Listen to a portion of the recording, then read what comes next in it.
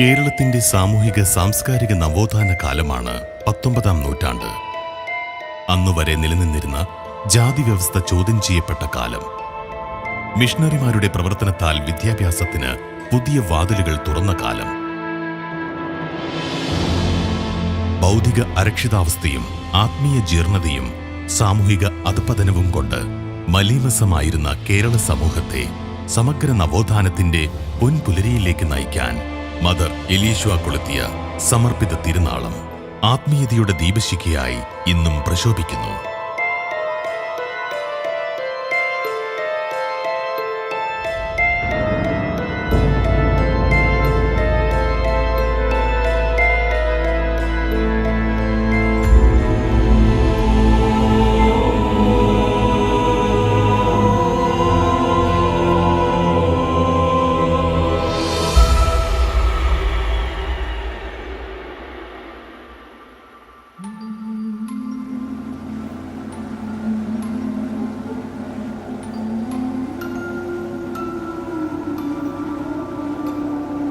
കേരളത്തിലെ ക്രിസ്തീയ പാരമ്പര്യത്തിന്റെ മുത്തുച്ചിപ്പിയായി കരുതപ്പെടുന്നതും പഴക്കമുള്ളതും ആത്മീയതയിൽ സമ്പന്നവുമായ കേന്ദ്രങ്ങളിലൊന്നാണ് വരാപ്പുഴ വികാരിയത്ത്.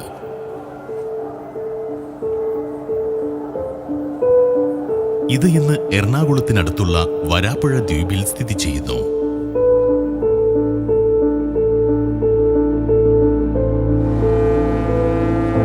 ലാറ്റിൻ സഭയ്ക്ക് കേരളത്തിൽ ആത്മീയതയുടെ ഉറവിടമായി അത് നിലകൊള്ളുന്നു.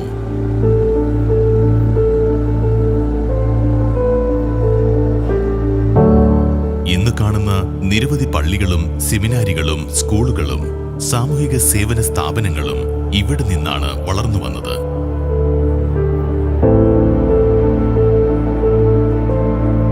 മലമുകളിലെ നഗരം പോലെ ഈ പ്രദേശം ഇന്ന് ശ്രദ്ധയാകർഷിച്ചു നിൽക്കുന്നതിന് പിന്നിലുള്ള അന്വേഷണം ഒരു ദൈവസ്നേഹത്തിന്റെ മെഴുകുതിരി തുരുത്തായി മറ്റുള്ളവർക്കായി ഉരുകി ഒലിച്ച് അനേകർക്ക് പ്രകാശമായി മാറിയ പുണ്യ സന്യാസിനി അന്ത്യവിശ്രമം കൊള്ളുന്ന വിശുദ്ധ യൗസേ പിതാവിന്റെ നാമധേയത്തിലുള്ള സന്യാസിനി മഠത്തോട് ചേർന്ന് സ്ഥിതി ചെയ്യുന്ന മദർ എലീശ്വയുടെ കബറിടം ഉൾക്കൊള്ളുന്ന സ്മൃതി മണ്ഡപത്തിൽ എത്തിച്ചേരും.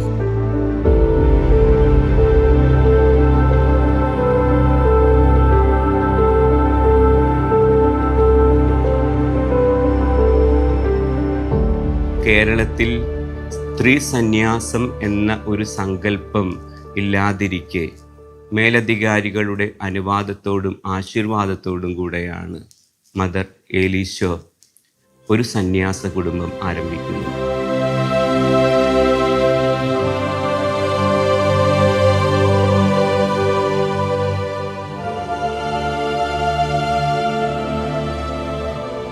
മുൻ മാതൃകകൾ മുൻപിലില്ലാതിരിക്കെ കേരളത്തിൽ ആദ്യമായി സന്യാസിനി സമൂഹത്തിന് ബീജാവാപം ചെയ്യാൻ ദൈവമൊരുക്കിയ പുണ്യ സ്ത്രീ.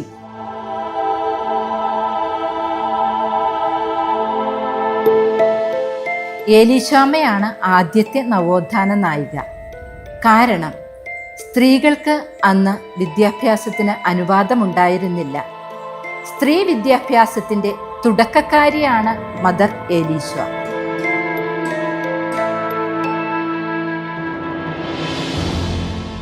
ആദ്യമായി കോൺവെന്റ് സ്കൂൾ എന്ന ഒരു ട്രെൻഡ് കേരളത്തിൽ കൊണ്ടുവന്നത് എലീശ്വയാണ്. ആദ്യമായിട്ട് ദൂരെയുള്ള പെൺകുട്ടികൾക്ക് താമസിച്ചു പഠിക്കാൻ ഇടം നൽകിയത് എലീശ്വയാണ്. ആദ്യമായി ഒരു അനാഥാലയം സ്ഥാപിച്ച് അവിടെ അശരണരായ ആരും പോലുമില്ലാത്ത പെൺകുട്ടികളെ ഒരുമിച്ച് നിർത്തി പഠിപ്പിച്ച് വലിയവരാക്കാൻ ആദ്യ ശ്രമം നടത്തിയത് എലീശ്വയാണ്.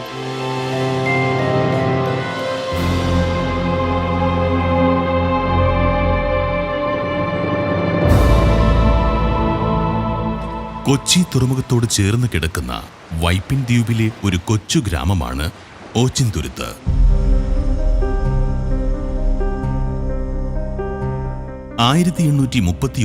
ഒക്ടോബർ 15 തൊമ്മൻ താണ്ട ദമ്പതികളുടെ 8 മക്കളിൽ കടിഞ്ഞൂൽ പുത്രിയായി ഈ ദേശത്തെ വൈപ്പിശ്ശേരി തറവാട്ടിൽ മദർ എലീശ്വ ജനിച്ചു.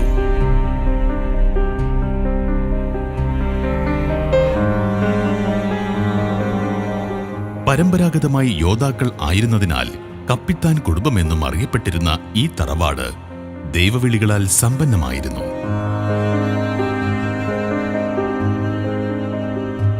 ഇത് ആ ഭവനത്തിന്റെ മേൽ ദൈവത്തിന്റെ പ്രത്യേക തിരഞ്ഞെടുപ്പിന് വ്യക്തമാക്കുന്നു. മദർ എലീശ്വയുടെ മൂന്നാമത്തെ സഹോദരനാണ് കേരള കർമ്മലീത്താസ് ലത്തീൻ സഭയിലെ ആദ്യ വൈദികനായ ഫാദർ ലൂയിസ് വൈപ്പിശ്ശേരി. മദർ എലീശ്വയുടെ ഏറ്റവും ഇളയ സഹോദരിയാണ് ത്രേസ്യ. പിന്നീട് മദർ എലീശ്വയുടെ സിദ്ധിയിൽ പങ്കുചേർന്ന് സഹസ്ഥാപികയുടെ പദം അലങ്കരിച്ചത് ത്രേസ്യയാണ്. ചെറുപ്പം മുതൽ മാതൃവാത്സല്യത്തോടുകൂടെ നന്മ നിറഞ്ഞ മറിയമേ എന്ന ജപം എലീശ്വാമ ഉരുവിടുമായിരുന്നു.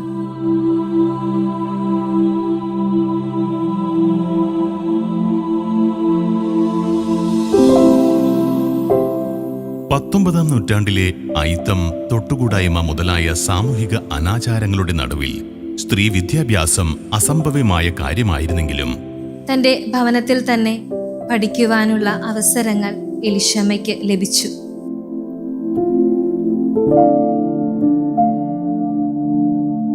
പത്തൊമ്പതാം നൂറ്റാണ്ടിലെ സ്ത്രീകൾക്ക് സാധ്യമായിരുന്ന ഏക ജീവിതാന്തസ് കുടുംബജീവിതമായിരുന്നു. മാതാപിതാക്കളുടെ നിർബന്ധത്തിന് വഴങ്ങി ദൈവഹിതം ആണെന്ന് തിരിച്ചറിഞ്ഞുകൊണ്ട് 16-ാം വയസ്സിൽ വിവാഹത്തിന് സമ്മതം മൂളി. അങ്ങനെ 1847 എലീശ്വാമയുടെ വിവാഹം. വാഗയിൽ വറീദിനെയാണ് അമ്മ വിവാഹം ചെയ്തത്.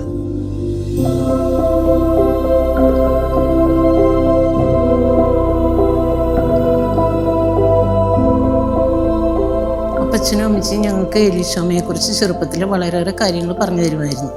വാഗയിൽ വീട്ടിലേക്ക് വിവാഹം ചെയ്തു കൊണ്ടുവന്ന എലീശ്വാമ വളരെ സമ്പന്നമായൊരു കുടുംബത്തിലായിരുന്നിട്ട് പോലും പാവപ്പെട്ടവരോട് വളരെയേറെ കാരുണ്യവും അതുപോലെ ദൈവവിശ്വാസവും പാവപ്പെട്ടവർക്ക് വേണ്ട നന്മയും ചെയ്ത് ജീവിച്ചു പോകുന്ന ഒരു മകളായിരുന്നു, അല്ലെങ്കിൽ ഒരു അമ്മയായിരുന്നു എലീശ്വാമ എന്ന് ഞങ്ങൾക്ക് അപ്പച്ചനും അമ്മച്ചിയും പറഞ്ഞു തരുമായിരുന്നു.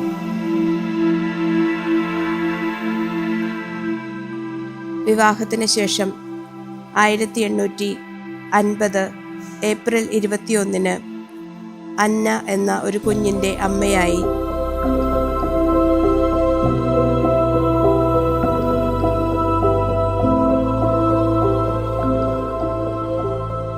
ഒരു വർഷത്തോളം മാത്രം നീണ്ടുനിന്ന എലീശ്വായുടെ ദാമ്പത്യം 1851 അവസാനത്തോടുകൂടി വൈധവ്യത്തിൻ്റെ കനൽ വഴിയിൽ എത്തി നിന്നു.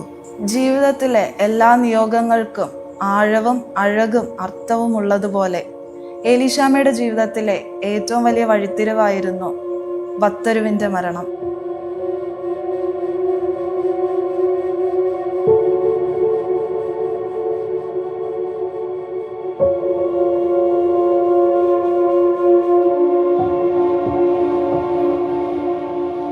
മദർ എലീശ്വയുടെ ഭർത്താവ് മരിച്ചു കഴിഞ്ഞപ്പോൾ വളരെയധികം പേര്, അത് കുടുംബത്തിലുള്ളവരും അയൽക്കാരും അയൽവാസികളും പുറത്തുള്ളവരുമൊക്കെ രണ്ടാം വിവാഹത്തിന് വേണ്ടിയിട്ട് മദറിന് ഒത്തിരി പ്രേരിപ്പിച്ചു. അമ്മ ആ ഒരു വഴി തിരഞ്ഞെടുക്കാതെ പുതിയൊരു കാൽവയ്പ് വെക്കുകയായിരുന്നു. ആ ഒരു വഴി എന്ന് പറയുന്നത് അന്ന് വരെ കേട്ടുകേൾവിയുള്ളതോ അല്ലെങ്കിൽ എവിടെയെങ്കിലും വായിച്ചറിഞ്ഞതോ ഒന്നും ആയിരുന്നില്ല. അമ്മയുടെ ഉള്ളിലുണ്ടായിരുന്ന ആഗ്രഹത്തിൻ്റെ, ക്രിസ്തു സ്നേഹത്തിൻ്റെ ആഴത്തിൽ നിന്ന് വന്ന ഒരു ഉറച്ച കാൽവയ്പായിരുന്നു അത്.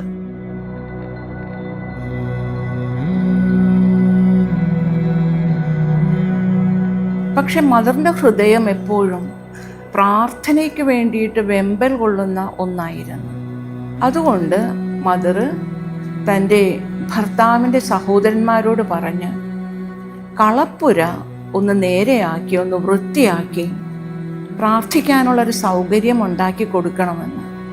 അപ്പോൾ ഈ കളപ്പുര ചോദിക്കാൻ കാരണം, വീട്ടിലാവുമ്പോൾ എപ്പോഴും ധാരാളം വിരുന്നുകാരൊക്കെ ഉണ്ടാകും. അപ്പോൾ അവരിൽ നിന്ന് മാറി സ്വസ്ഥമായിട്ടിരുന്ന് പ്രാർത്ഥിക്കാനായിട്ട് ആ കളപ്പുരയിലിരുന്ന് പ്രാർത്ഥിക്കുമ്പോഴും കൂനമ്മാവ് പള്ളിക്ക് അഭിമുഖമായിട്ടിരുന്നു കൊണ്ടാണ് പ്രാർത്ഥിച്ചിരുന്നത്. ഇന്ന് കാണുന്നത് പോലെ ധാരാളം വീടുകളൊന്നും അന്നുണ്ടായിരുന്നില്ല. എലിശാമയുടെ വീടും പള്ളിയും നേരെ നേരെ കാണാൻ പറ്റിയ രീതിയിലായിരുന്നു അന്നത്തെ സ്ഥിതി. അതിനുശേഷം പിന്നെ എല്ലാ ദിവസവും ഇടവകപ്പള്ളി ആയതുകൊണ്ട് ഈ പള്ളിയിലായിരുന്നു മദർ പ്രാർത്ഥിക്കാനായിട്ട് വന്നിരുന്നത്.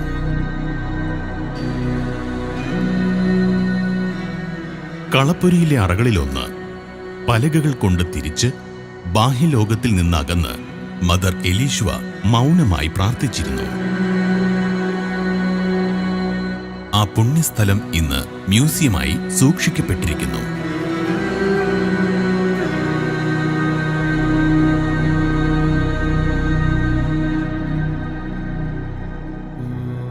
നിരന്തര പ്രാർത്ഥനകൾക്ക് ഉപകരിച്ച ഭക്തവസ്തുക്കളും പരിത്യാഗമാർഗത്തിനായി സഹായിച്ച സാമഗ്രികളും നിത്യോപയോഗ വസ്തുക്കളും ഗ്രന്ഥങ്ങളും ഇവിടെ നമുക്ക് കാണാം.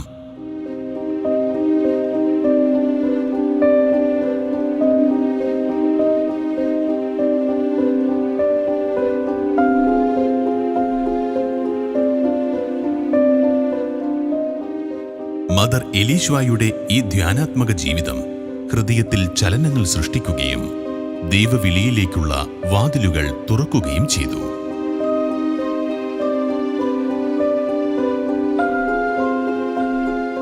കുമ്പസാരക്കാരനായും ആത്മീയ നിയന്താവായും കൊച്ചു മൂപ്പച്ചൻ എന്നറിയപ്പെട്ടിരുന്ന ഇറ്റാലിയൻ OCD മിഷണറി സന്യാസിയായിരുന്ന ഫാദർ ലിയോപോൾഡ് ബെക്കാറോയ്ക്ക് എലീശ്വയുടെ മനസ്സറിയുവാനും സഹായിക്കുവാനും കഴിഞ്ഞു. 1862 ഒരു സായാഹ്നത്തിൽ ലിയോപോൾഡ് അച്ഛനെ സന്ദർശിച്ച് തൻ്റെ ആത്മീയ കാര്യങ്ങൾ വെളിപ്പെടുത്തി.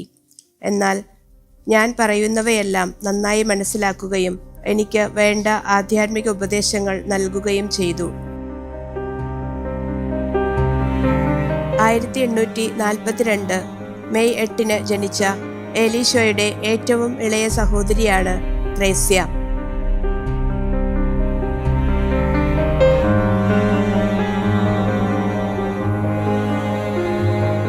തനിക്ക് ഈ ഭൂമിയിലെ വിവാഹ ജീവിതം വേണ്ടെന്നും ഈശോ മിശിഹായോടുള്ള മണവാളത്വം മാത്രം മതി എന്നും വീട്ടിൽ അറിയിച്ചതിനെ തുടർന്ന് എലീശ്വയും അന്നയും കളപ്പുര വീട്ടിലും ത്രേസ്യ ഓച്ചന്തുരുത്ത് വൈപ്പിശ്ശേരി തറവാട്ടിലുമാണ് ഈ സന്യാസ ജീവിതത്തിനായി ഒരുങ്ങിക്കൊണ്ടിരുന്നത്.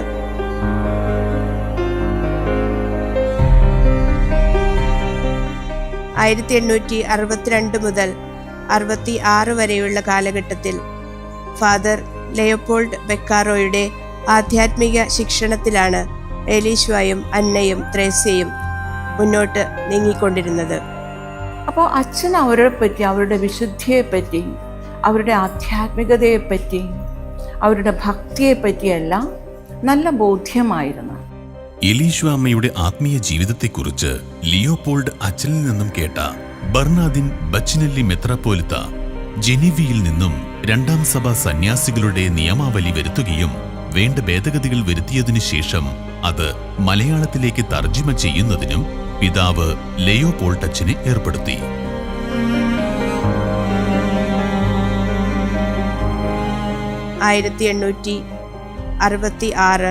ഫെബ്രുവരി 12 കർമ്മലീത്ത നിഷ്പാദക 3-ാം സഭ എന്ന ഈ സന്യാസിനി സഭ കാനോനികമായി മെത്രാപ്പൊലീത്ത ഒപ്പുവെച്ചത്.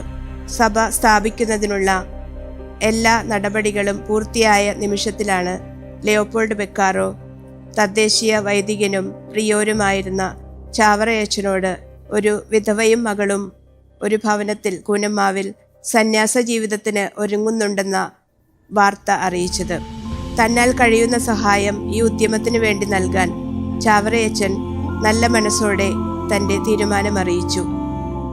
1866 ജനുവരിയിൽ പനമ്പ് മഠത്തിന്റെ നിർമ്മാണം ആരംഭിക്കുന്നത് മുതൽ ലിയോപോൾഡ് അച്ഛനോടൊപ്പം വിശുദ്ധ ചാവറയച്ചനും ഉണ്ടായിരുന്നു.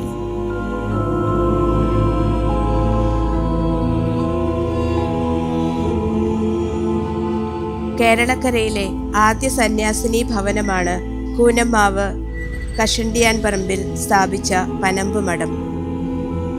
ആ കാലഘട്ടത്തിലെ സാധാരണ ജനങ്ങൾ താമസിച്ചിരുന്നത് പനമ്പ് കൊണ്ടുണ്ടാക്കിയ കുടിലിലായതുകൊണ്ടാണ് ആദ്യത്തെ മഠം പനമ്പ് കൊണ്ട് തന്നെ ഉണ്ടാക്കാൻ കാരണം.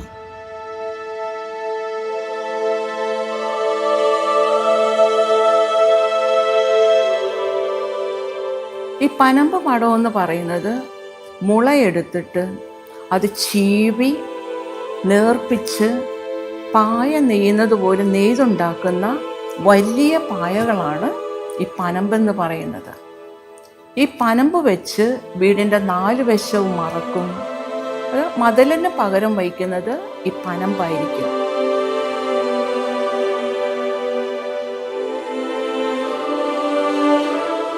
പനമ്പ് മഠത്തിൻ്റെ പണി പൂർത്തിയായതിനു ശേഷം 1866 ഫെബ്രുവരി 11 തീയതിയാണ് ത്രേസ്യ കൂനമ്മാവിലേക്ക് എത്തുന്നത്.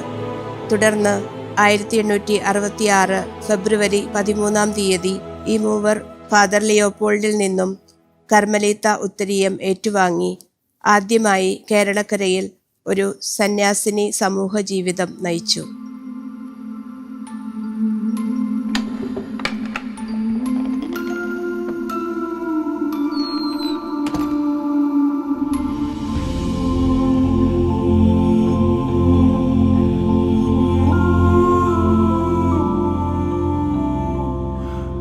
പിറ്റേ ദിവസം തന്നെ, അതായത് ഫെബ്രുവരി 14 തന്നെ 4ാമത്തെ അംഗമായി എത്തിയത് വൈക്കം പുത്തനങ്ങാടിയിൽ നിന്നുള്ള ഏലീശ്വ എന്ന വിധവയാണ്. സ്ഥാപികയായ മദർ ഏലീശ്വ ആയിരുന്നു ആദ്യ ശ്രേഷ്ഠ. 1 വർഷത്തിന് ശേഷം തന്നെ തളിച്ചുവ പറമ്പിൽ മദർ ഏലീശ്വയുടെ പത്രമേനി വക പണം കൊടുത്തു വാങ്ങിയ തളിച്ചുവ പറമ്പിനോട് കൂടെ സ്വത്തുകളും ഉൾപ്പെട്ട കോമ്പൗണ്ടാണ് പുതിയ മഠത്തിനായി ഫാദർ ലിയോപോൾഡ് അച്ഛൻ നിശ്ചയിച്ചത്. 13 മുറികളുള്ള പുതിയ മഠം സെൻറ്റ് തെരേസാസ് കോൺവെൻറ്റ് 1867 മാർച്ച് 27 തീയതിയാണ് ആരംഭിച്ചത്. 1868 ജാനുവരിയിൽ തന്നെ ഒരു ബോർഡിംഗ് സ്കൂൾ അവിടെ ആരംഭിച്ചിരുന്നു. ഏതാനും കുട്ടികൾ മഠത്തിൽ താമസിച്ച് മദർ ഏലീശ്വയും സഹോദരിമാരും അവരെ വിദ്യാഭ്യാസം നൽകി പരിപാലിച്ചിരുന്നു. പിന്നീട് 1868 ജൂലൈ 20 തീയതിയാണ് സ്ത്രീ വിദ്യാഭ്യാസം മെത്രാപ്പൊലീത്ത ഔദ്യോഗികമായി അവരെ ഏൽപ്പിച്ചത്. പിന്നീട് ഒരു അനാഥാലയവും കൂനമ്മാവ് മഠത്തോടൊപ്പം പ്രവർത്തനം ആരംഭിച്ചു.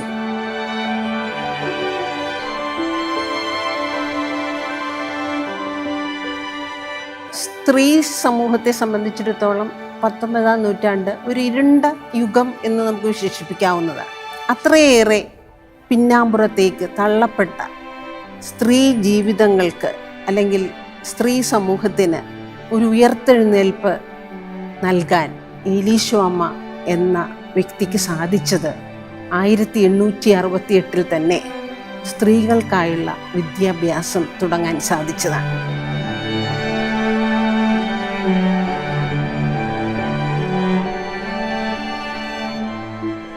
നമ്മൾ 19ാം നൂറ്റാണ്ടിലെ നവോത്ഥാന നായകരായ ശ്രീനാരായണ ഗുരു, ചട്ടമ്പി സ്വാമികൾ എന്നിവരെ പറ്റി പഠിച്ചിട്ടുണ്ട്. എന്നാൽ ഇവർക്ക് മുൻപ് നവോത്ഥാന നായികയായ ഏലീശ്വമ്മയെ പറ്റി പാഠപുസ്തകങ്ങളിൽ നാം പഠിച്ചിട്ടില്ല. സ്ത്രീ നന്നായാലേ കുടുംബം നന്നാകൂ, കുടുംബം നന്നായാലേ സമൂഹം നന്നാകൂ. ഏലീശ്വമ്മയ്ക്ക് വ്യക്തമായിട്ട് ഇതറിയാമായിരുന്നു. അതുകൊണ്ട് തന്നെ സ്ത്രീകളുടെ നവോത്ഥാനത്തിന് വേണ്ടി വിദ്യാലയവും അതുപോലെ ബോർഡിങ്ങും എതുക്കുംതാത്തും ഒക്കെ അമ്മ തുടങ്ങി വെച്ചത് സ്ത്രീകളുടെ മുന്നേറ്റത്തിന് വേണ്ടിയാണ്. അതുകൊണ്ടാണ് നവോത്ഥാന നായകരിൽ ആദ്യത്തെ ആള് ഏലീശ്വമ്മ തന്നെയാണെന്ന് പറയുക.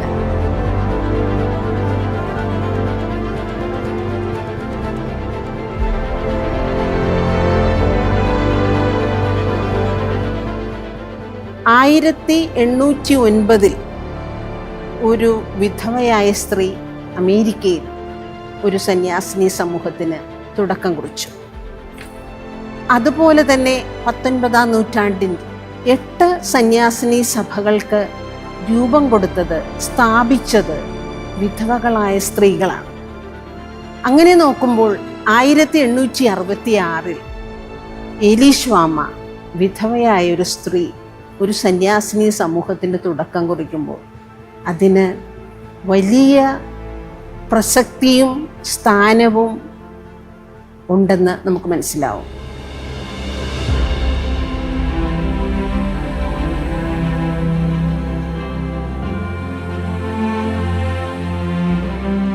അമ്മ പറയുന്നത് തമ്പുരാൻ എന്ന 3 അക്ഷരം ആയിരിക്കണം നമ്മുടെ ആഗ്രഹത്തിൻ്റെ ഏക വിഷയം എന്നാണ്.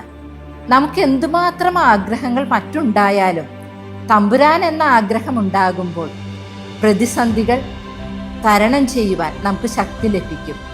അമ്മയുടെ ജീവിതത്തിൽ ആദ്യത്തെ സന്യാസസഭ സ്ഥാപിക്കേണ്ടി വന്നപ്പോഴും അമ്മ എടുത്ത തീരുമാനം തമ്പുരാൻ എന്നെ നോക്കും, തമ്പുരാൻ എന്നെ വഴി നടത്തും എന്നതായിരുന്നു.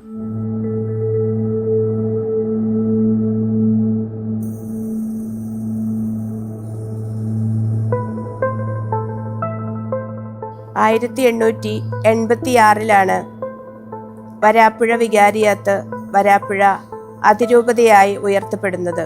അതിനുശേഷം 1887 സീറോ മലബാർ റീത്തിലെ ക്രൈസ്തവരെ വരാപ്പുഴ അതിരൂപതയിൽ നിന്നും മാറ്റി തൃശൂർ, കോട്ടയം എന്നീ 2 വികാരിയാത്തുകളിലേക്ക് നിയോഗിച്ചു. ഇതിനെ തുടർന്നാണ് കൂനമാവ് കോൺവെന്റും വിഭജനത്തിൻ്റെ തലത്തിലേക്കെത്തുന്നത്. 1890 സെപ്റ്റംബർ 27 മദർ എലീശ്വായും സഹോദരിമാരും കൂനമാവ് മഠത്തോട് സഹോദരിമാരോട് സ്തുതി പറഞ്ഞ് പടിയിറങ്ങി.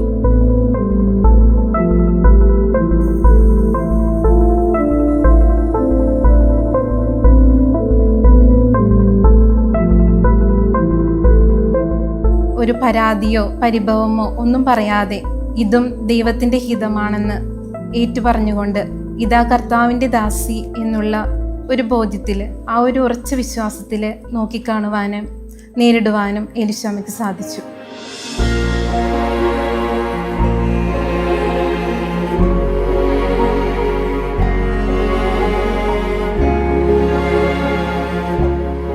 മദർ എലീശ്വായും സഹോദരിമാരും കൂനമാവ് മഠത്തിൽ നിന്നിറങ്ങി നേരെ കൂനമാവ് ദേവാലയത്തിലെ അൾത്താര മുന്നിൽ അണഞ്ഞ് ദിവ്യകാരുണ്യനാഥനെ ആരാധിച്ചതിന് ശേഷം മെത്രാപ്പോലീത്ത ഏർപ്പെടുത്തിയിരുന്ന ബോട്ടിൽ എറണാകുളത്തേക്ക് യാത്രയായി.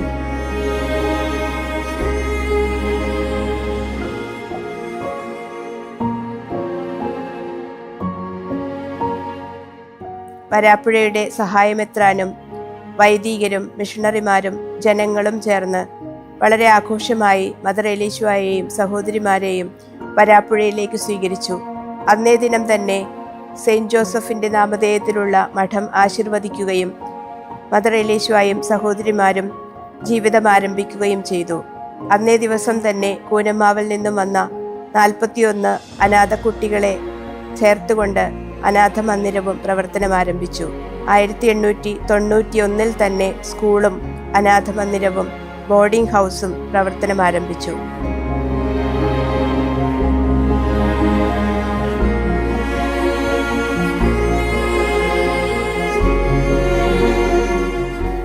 ദൈവം തന്നെ സ്നേഹിക്കുന്ന, തനിക്ക് വേണ്ടി തീക്ഷ്ണമായി ദാഹിക്കുന്ന ഒരാത്മാവിനെ സഹനത്തിൻ്റെ തീച്ചൂളയിലൂടെ കടന്നുപോകാൻ അനുവദിക്കും.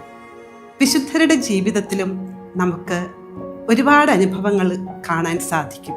കർമ്മലസഭ നവീകരിച്ച വിശുദ്ധ അമ്മ ത്രേസ്യ ആവിലായിൽ ആദ്യത്തെ മഠം വിശുദ്ധ യൗസേപ്പിതാവിൻ്റെ നാമത്തിൽ സ്ഥാപിച്ചപ്പോൾ നിയന്ത്രിക്കാനാവാത്ത വിധം ജനങ്ങളുടെ രോഷം. പക്ഷേ അമ്മ ത്രേസ്യയ്ക്ക് ഒരു കുലുക്കവും ഉണ്ടായില്ല. കാരണം അമ്മയ്ക്കറിയാം ഇത് ദൈവത്തിൻ്റെ തിരുമനസ്സാണെന്ന്. വിശുദ്ധ അൽഫോൻസ് ലിഗോരി, രക്ഷകന്റെ സഭ സ്ഥാപിച്ച വിശുദ്ധ അൽഫോൻസ് ലിഗോരിക്കും സ്വന്തം സഭയിൽ നിന്ന് തന്നെയാണ് രൂക്ഷമായ എതിർപ്പുകളെ അഭിമുഖീകരിക്കേണ്ടി വന്നത്. ഇന്ന് അദ്ദേഹത്തെ റിഡംപ്ട്രിസ്റ്റ് സഭയുടെ സ്ഥാപകനായി ലോകമെങ്ങും അതിൻ്റെ ശാഖകൾ പടർന്നു പന്തലിച്ചു നിൽക്കുന്നു. മദർ എലീശ്വയുടെയും ജീവിതത്തിൽ ഇത്തരം സഹനങ്ങളുടെ അനുഭവങ്ങൾ കണ്ടെത്താൻ സാധിക്കും. 1890 റീത്ത് വിഭജനത്തെ തുടർന്ന് എലീശ്വാമ്മയ്ക്ക് ആ മഠം ഉപേക്ഷിക്കേണ്ട അവസ്ഥ വന്നു. മുറുമുറുപ്പുകളില്ലാതെ സന്തോഷത്തോടെ ദൈവത്തിൻ്റെ തിരുമനസ്സിന് ആമേൻ പറയാൻ എലീശ്വാമ്മ കാണിച്ച ആ ധൈര്യമാണ് പിന്നീട് എലീശ്വാമ്മയുടെ വിശുദ്ധിക്ക് നിദാനമായിട്ട് മാറിയത്. 1902 ജനുവരി മാസം 26 തീയതിയാണ് എലീശ്വയുടെ സഹോദരിയായ ത്രേസ്യ ഇഹലോകവാസം വെടിഞ്ഞത്.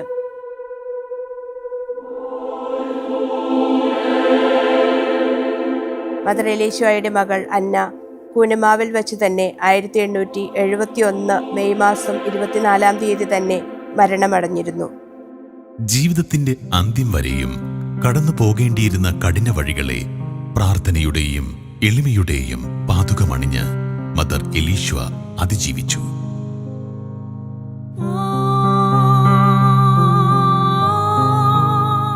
ദൈവത്തെ മാത്രം സ്നേഹിച്ച് ദൈവമല്ലാതെ മറ്റൊന്നും തനിക്കില്ലെന്ന് വിളിച്ചു പറഞ്ഞ് തന്റെ ജീവിതത്തിന്റെ ഓരോ നിമിഷങ്ങളെയും ദൈവാരാധനയാക്കി മാറ്റിയ മദർ എലീശ്വ 1913 ജൂലൈ 18-ാം തീയതി ദൈവസന്നിധിയിലേക്ക് യാത്രയായി.